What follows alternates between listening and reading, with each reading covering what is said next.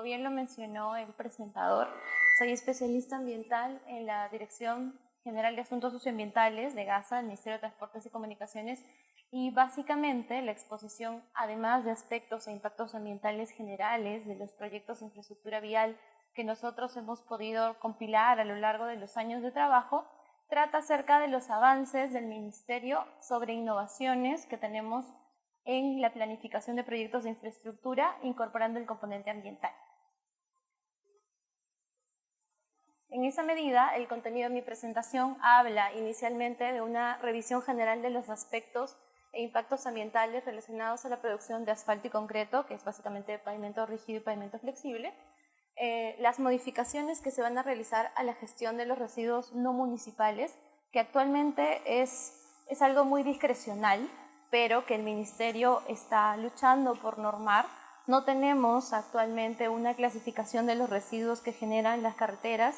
Hemos por mucho tiempo utilizado las normas de vivienda para disponer residuos de construcción y esto, por la nueva ley que está en vigencia, va a cambiar y es bueno que ustedes, como planificadores, en muchos casos diseñadores de proyectos de infraestructura, estén al tanto, porque al final son ustedes los que aportan con el diseño y pueden disminuir de entrada la generación de residuos, incluso pueden economizar en los proyectos a partir de una planificación oportuna.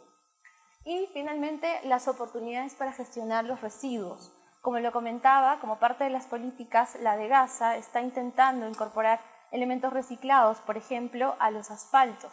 Y eso se va a reflejar posteriormente en políticas para poder contratar empresas para elaborar, por ejemplo, asfaltos, poniéndoles mayor puntuación a los que arriesgan por una nueva tecnología que va a incorporar un elemento como, por ejemplo, los neumáticos usados, que son un problema para nuestro país. Primero para comentarles, ¿no? La de GASA es un órgano de línea de ámbito nacional. Actualmente ejercemos como autoridad ambiental sectorial y nos aseguramos de que los proyectos de infraestructura tengan el componente ambiental y en esa medida sean viables desde esa perspectiva. Proponemos políticas públicas, proponemos normas, evaluamos propuestas y supervisamos instrumentos de gestión ambiental y también evaluamos e imponemos sanciones administrativas. Actualmente, parte de nuestras funciones de evaluación de instrumentos de gestión ambiental han sido transferidos al SENACE. En esa medida, la dirección se concentra más en la producción de normas y proponer políticas del subsector, porque en esa medida siempre vamos a ser entes rectores. Hace muy poco aprobamos nuestro reglamento de protección ambiental que establece medidas específicas para los proyectos de infraestructura. Ya no nos apegamos al marco general, que era el marco anterior en el que nos encontrábamos, y en esa medida también regulamos de mejor manera la gestión ambiental. En el reglamento de protección ambiental ustedes pueden encontrar aspectos relacionados a uso de áreas auxiliares, como depósitos de material excedente, como canteras, que son específicos para los proyectos viales. También normativa específica como para saber cómo proceder respecto de algunas entidades opinantes con las cuales siempre se ven involucrados los proyectos de infraestructura vial, como por ejemplo la Autoridad Local del Agua, respecto de las autorizaciones de uso de fuentes de agua, etc. Respecto de los aspectos ambientales, y en esa medida es importante que todos entendamos que cuando hacemos evaluaciones de impacto ambiental, en realidad evaluamos los aspectos ambientales de las actividades que los proyectos de infraestructura generan. Un aspecto ambiental es ese componente de la actividad que en realidad puede generar algún impacto o modificación al medio ambiente. Y el impacto ya es cuando esa modificación, que es positiva o negativa, se manifiesta. En esa medida, nosotros, para evaluar los proyectos, entendemos que el ambiente en el cual interactúan esos aspectos para generar los impactos es una construcción social. Nosotros no entendemos el ambiente solamente como flora, fauna, aire, no. Nosotros entendemos el ambiente como todo el sistema que se encuentra dentro del mismo, o sea, todos los productores, los agricultores, los comerciantes que al final trabajan junto a la vía, ellos son parte del sistema que se va a ver afectado por un proyecto de infraestructura, que no solamente podría alterar la calidad del aire, sino que también dinamiza la economía, por ejemplo. Incrementa la accidentabilidad porque hay mayor velocidad en una vía o porque hay zonas urbanas que se desarrollan en torno a las vías o puentes que nosotros generamos. En esa medida, nosotros entendemos que los proyectos de infraestructura vial, que en nuestro país en su mayoría son públicos, ingresan como productos a este sistema. ¿Por qué como productos? Porque como yo lo decía, ¿no? Una carretera al final dinamiza toda una economía y esa economía a su vez influye sobre el sistema de uso de los recursos. El agricultor que tiene la vía más cerca ya no va a vender su papa a un tercero, sino que la vende en la carretera. Y eso influye en todo el sistema en general, en el sistema de gobierno, porque se complejiza más y hay más necesidad de entradas para control y fiscalización, hay más usuarios porque empiezan a llegar gente cerca de las vías, etcétera, etcétera. Entonces, nuestras carreteras que ingresan como productos al sistema, al final se convierten en insumos para complejizar más su dinámica.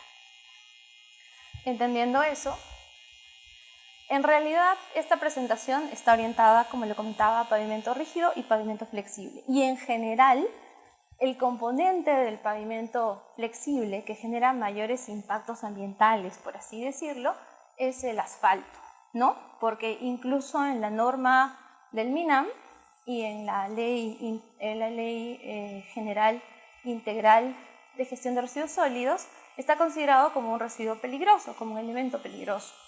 Entonces, los impactos, los aspectos ambientales que se generan básicamente durante la producción de asfalto son la generación de material particulado por el transporte de los materiales hacia la planta, la generación de gases contaminantes por el producto del funcionamiento de la misma planta y también del transporte de los materiales, la generación de gases de efecto invernadero, obviamente asociados al uso de combustibles, la generación de vapor de agua, que es un aspecto, como lo comentaba, ¿no? Los aspectos modifican componentes ambientales, que no necesariamente son negativos. Por ejemplo, la generación de vapor de agua solamente incrementa la humedad del medio ambiente, ¿no? Que en algunos casos incluso puede ser positiva para algunos lugares. Hay un incremento de los niveles de ruido, obviamente por la operación de la planta y la misma movilización de los materiales. Hay un ahuyentamiento de individuos de fauna, es casi inevitable en los lugares donde operan estas instalaciones. También hay una remoción de cobertura vegetal. Esto también se da de acuerdo al proyecto, no de acuerdo a las condiciones. Puede darse un posible derrame de residuos derivados de petróleo, que al final, al ser un elemento peligroso, genera un proceso de contaminación de suelos. Posibles filtraciones de agua contaminada con hidrocarburos, porque nosotros sabemos que el agua se recircula, pero no toda el agua al final se puede disponer de manera adecuada y puede generar un derrame que al estar mezclado con hidrocarburos o derivados, también genera un proceso de contaminación. En esa medida, estos aspectos están pensados para los proyectos en general, ¿no? En un macro, porque nosotros sabemos que esos aspectos y los impactos se presentan de acuerdo al contexto, de acuerdo a las características de la planta, de acuerdo a la ubicación, incluso a cómo está pensado el proyecto. En esa medida, por ejemplo, varios aspectos como la generación de material particulado, de gases contaminantes, se juntan y al final generan el impacto, que es la alteración de la calidad del aire. Al igual, ¿no?, que el incremento de los niveles de ruido, que genera la alteración de los niveles de ruido ambiental, el ahuyentamiento de los individuos de fauna, que al final genera la alteración de hábitat de flora y fauna, el derrame de residuos derivados de petróleo, que genera la alteración del suelo, y de agua contaminada, que podría generar alteración de la calidad del agua. En general, nosotros tenemos un récord de los impactos que nuestros proyectos de infraestructura generan en el ambiente. Y casi siempre son los mismos, variando de proyecto en proyecto la intensidad, ¿no? Pero obviamente nuestros impactos son negativos, bajos o moderados en muchos de nuestros proyectos al ser comparados con proyectos de tipo mineras o extractivos, ¿no? Y en esa medida, casi siempre, nuestros instrumentos de gestión ambiental están calificados como semi-detallados o declaraciones de impacto ambiental. Tenemos muy pocos instrumentos que están siendo gestionados por el SENACE. En esa medida, nosotros como entidad evaluadora trabajamos en nuevas políticas y nuevas normas para poder mejorar la gestión de esos residuos o la gestión de esos impactos. Durante el asfaltado tenemos la generación de gases contaminantes y la generación de vibraciones también, pero en este caso particular es de resaltar que esa generación de gases contaminantes generadas por la colocación del asfalto en caliente afecta a los trabajadores, que muchas veces no cuentan con los aditamentos necesarios, porque todos sabemos que el hecho de ponerles el tapaboca blanco no ayuda en nada a que ellos no aspiren esos gases tóxicos. Y en muchos proyectos de infraestructura vial que se dan más a nivel local o se gestionan más a nivel local, no se tienen los cuidados necesarios. ¿Y qué pasa con la población que muchas veces viene de las áreas locales, acaba enferma o tiene algún tipo de problema posterior? ¿Y a quién culpa? A la empresa. ¿Y eso qué genera? Un problema social. Entonces, si se dan cuenta, al final la falta de prevención o la falta de aplicación correcta de algo que todos sabemos, todos tenemos la hoja de seguridad de los productos que nosotros estamos colocando en la vía y todos sabemos que caliente ese producto genera emanaciones. Entonces, la no planificación de la prevención de la generación del impacto, que al final ya es alteración de la salud de las personas, puede generar problemas sociales. Y eso al final genera retrasos, puede generar paros, protestas, y eso a ninguno le conviene como planificador. Entonces, como le decía, la generación de los impactos depende de la planificación preventiva de las actividades que tenemos para que no generen aspectos negativos que al final se traduzcan en impactos. Y ustedes como diseñadores son encargados justamente de las actividades, de cómo se desarrollan y en esa medida de qué impactos se podrían o de qué aspectos se podrían generar. Claro que hay un factor independiente del diseño que es la característica del mismo componente ambiental, ¿no? Hay componentes ambientales que son mucho más frágiles que otros. No es lo mismo desarrollar el proyecto en Madre de Dios que desarrollarlo en Piura, ¿no? Obviamente vamos a tener índices de diversidad, cantidades mayores de especies de fauna, de flora en Madre de Dios que en Piura. Y en esa medida nuestra afectación también va a ser menos posible de evitar. Pero, como les decía, un componente importante para prevenir los impactos ambientales es el diseño de la ingeniería del proyecto. Respecto de la aplicación de tratamientos superficiales, y esto se observa más en caminos vecinales, por ejemplo, o en vías a nivel de firmado, que hay menos control, porque obviamente son lugares mucho más distantes, pero por desgracia hay más procesos de contaminación, porque en estos lugares colocan, ¿no?, el tratamiento superficial y después del tratamiento superficial empiezan a pasar los vehículos y generan la dispersión del tratamiento muchas veces en las cunetas. Y eso, con el agua de las lluvias, va lavándose y genera procesos de contaminación. Y además de generar los procesos de contaminación, después les genera medidas de supervisión, medidas preventivas dictadas por la supervisión, y después puede generarles medidas producto de un proceso de fiscalización. Recordemos que en el contexto actual, la función de supervisión lo tiene la DEGASA y lo viene ejerciendo bajo la aplicación de unas multas. Todavía no se han aplicado multas, pero ya tienen la tipificación de sanciones de la UEFA. Y pronto esa función también va a ser transferida a la UEFA. Y nosotros sabemos cuántos procesos tiene la UEFA contra varios proyectos. Entonces, si no planificamos de manera adecuada el uso de recursos, si no planificamos de manera adecuada cómo el material que estamos colocando no se va a dispersar, considerando su característica de peligrosidad, podemos después entrar en sanciones, entrar en multas y al final eso, como diseñadores o como ejecutores de proyectos, no es algo pasible, no es algo que ustedes estén buscando, ¿no? Y como les digo, todo depende de cómo diseñen, de cómo ejecuten y en los proyectos de infraestructura vial del orden y la limpieza, porque en realidad durante los procesos de supervisión son más los impactos que se generan por falta de organización, orden y limpieza que los impactos que se generan por las mismas actividades en sí.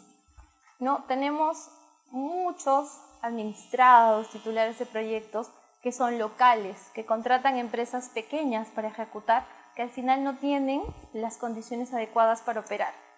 Y eso genera procesos de contaminación, por la simple razón de que no son ordenados, de que no disponen adecuadamente los insumos que utilizan. Y en esa medida generan sanciones que para empresas pequeñas no son tan pasibles de resarcir, o también generan medidas que tienen que ser después costosas y que el titular acaba asumiendo. Por ejemplo, hace un tiempo tuvimos una contratista en un camino vecinal afirmado que justamente estaba aplicando un tratamiento superficial, que había dispuesto lo que había quedado del tratamiento superficial con los envases en un DME y había enterrado el material. Obviamente en su momento la supervisión evidenció el entierro del material, tuvieron que retirar todo el material, tuvieron que hacer monitoreos de suelo en ese lugar y en zonas colindantes y tuvieron que disponer eso en un relleno de seguridad. ¿Ustedes cuánto creen que fue ostentosa la cantidad que tuvo que pagar el gobierno local para poder resarcir el daño que se había generado? Y eso se podía evitar con planificación. El concreto de los dos pavimentos es el que menos impactos genera, porque incluso en la norma no está considerado dentro de las sustancias peligrosas a gestionar. El problema es que el concreto no se usa solo, se usa con varios aditivos que sí tienen características de peligrosidad. En esa medida, cuando se usa en particular cerca a cuerpos de agua, es posible que se generen impactos. Y como ustedes pueden observar, los aspectos que genera el uso de pavimento flexible y pavimento rígido al final son similares, pero su intensidad depende del lugar donde se encuentren, depende de cómo se realice la gestión. Por ejemplo, en estos casos también se genera lo que comentaba antes, ¿no? Mientras menos ordenado sea uno trabajando cerca al cuerpo de agua con el concreto, más posible es de generar impactos al cuerpo de agua o a los bienes naturales asociados. Estamos hablando de baja marginal, de vegetación ribereña, y entonces es más posible la identificación de impactos que al final generan denuncias. Tenemos muchas denuncias relacionadas al mal uso de concreto cerca a cuerpos de agua, porque los cuerpos de agua, casi siempre aguas abajo, tienen población, tienen uso agrícola, tienen uso pecuario. Entonces, cuando la gente advierte de una mala calidad del recurso, es cuando empiezan las denuncias ambientales a los proyectos. Y en esa medida se han generado incluso paralizaciones a los proyectos, que ustedes saben que generan retrasos, generan pagos de gastos generales durante un periodo que la empresa no trabaja, y también generan procesos de sanciones, ¿no? Dependiendo de cómo haya sido el impacto. Me acuerdo mucho de un proyecto que generó una alteración de la calidad del agua, pero solamente a nivel de sedimento. O sea, había hecho una remoción de material en una cantera y había incrementado el nivel de turbidez, y eso había afectado unas camaroneras que estaban aguas abajo. Todos los camarones murieron. Entonces hubo todo un problema ambiental, tuvieron que negociar con los dueños de las pozas, tuvieron que pagar a los dueños de las pozas, además de resarcir el daño construyendo nuevas instalaciones y además de poder asumir todas las medidas preventivas que se emitió en su momento durante el proceso de supervisión. ¿Qué generó eso? Retrasos en el proyecto, gastos que no estaban previstos, adicionales de obra, y eso al final que genera, creo que incluso llegó a entrar Contraloría por la cantidad de adicionales que tuvo, no solamente por eso, ¿no? Pero es algo que no buscan dentro del diseño. Yo estoy segura que cuando ustedes planifican, no buscan tener sanciones, no buscan tener denuncias, no buscan generar daño a la población, porque al final eso los retrasa y además les da una mala imagen, ¿no?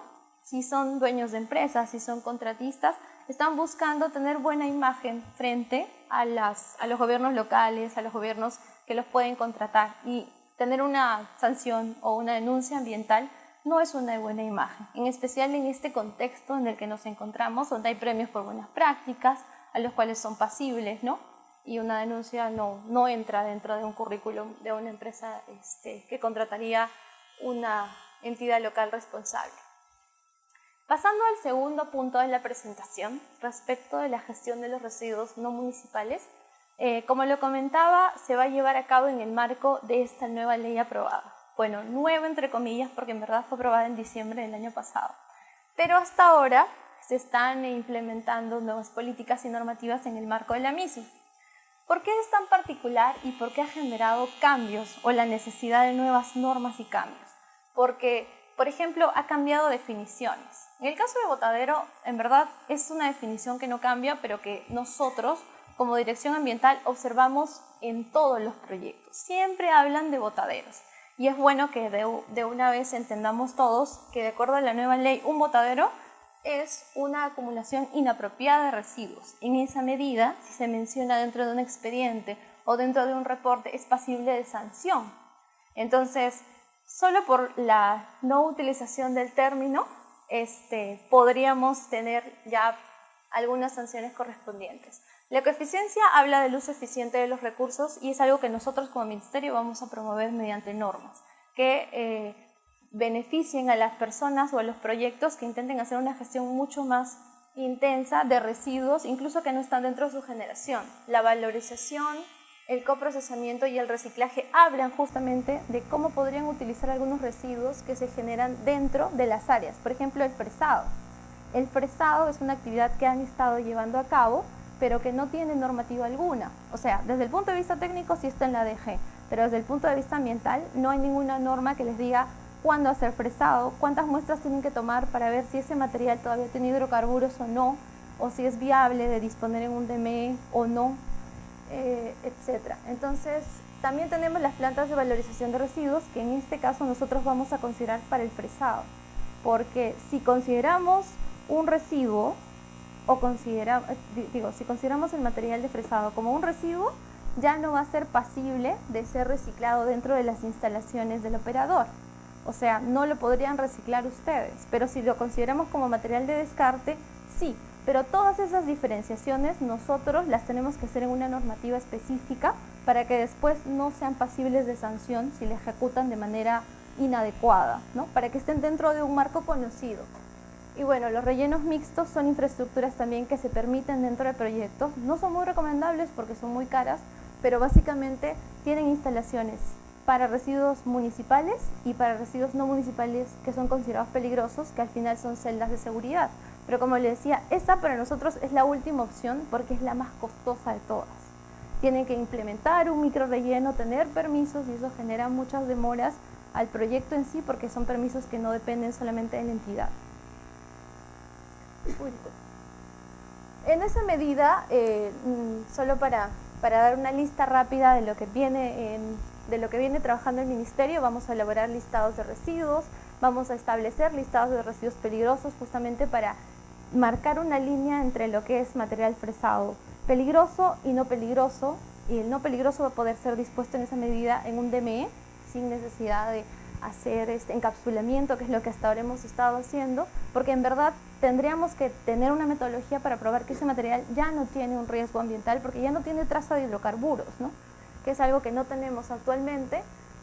Vamos a establecer diferencias entre material de descarte y residuos sólidos justamente para usar el material de fresado, lineamientos para regular procedimientos de valorización de material de descarte justamente para que estén en un marco conocido y legal y no sean pasibles de sanciones, establecer cómo van a modificar los instrumentos de gestión ambiental si se quiere incluir el material de descarte como parte del procesamiento o como parte de los elementos o insumos que se utilizan para la vía, y vamos a elaborar lineamientos para trasladar todo esto a los administrados, que al final son ustedes.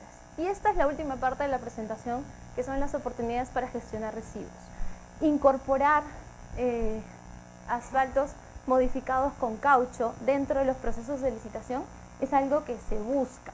Queremos que algunos elementos, como los residuos de llantas, se incorporen dentro de los procesos de producción, porque los residuos de llantas actualmente son un problema de gestión para el país, además de que, de acuerdo a la bibliografía, tienen beneficios para las características del mismo asfalto. Justamente durante el break estaba conversando con varios representantes de las empresas para hacer convenios, porque vamos a hacer convenios de investigación con empresas, con universidades para gestionar normas técnicas, manuales para poder saber cuánto de este elemento incorporar al asfalto, cómo, bajo qué condiciones, bajo qué técnicas, y poder hacerlo viable en los procesos de licitación. En esa medida, bueno, de la investigación que yo estuve observando, que estuve revisando, se puede incorporar como parte de los ligantes y ayuda a prevenir o a evitar el envejecimiento, el ahuellamiento y el fisuramiento del asfalto. O sea que al final, además, es un beneficio para las características de lo que vamos a producir y Obviamente, en un entorno donde los hidrocarburos, el precio de los hidrocarburos sube, tener un aditamento que es gratuito o casi gratuito, ¿no?, que requiere un pretratamiento nada más, es un beneficio para los costos de producción. Además de que, obviamente, desde el punto de vista ambiental, ayuda a eliminar un residuo que hasta ahora no se puede gestionar de manera eficiente. Bueno, la presentación está con ustedes. Muchas gracias. La información que incorporaron en la presentación también está en las fuentes, por si quieren consultarlas. Y yo me quedo aquí un momento más si necesitan algo más de información. Gracias.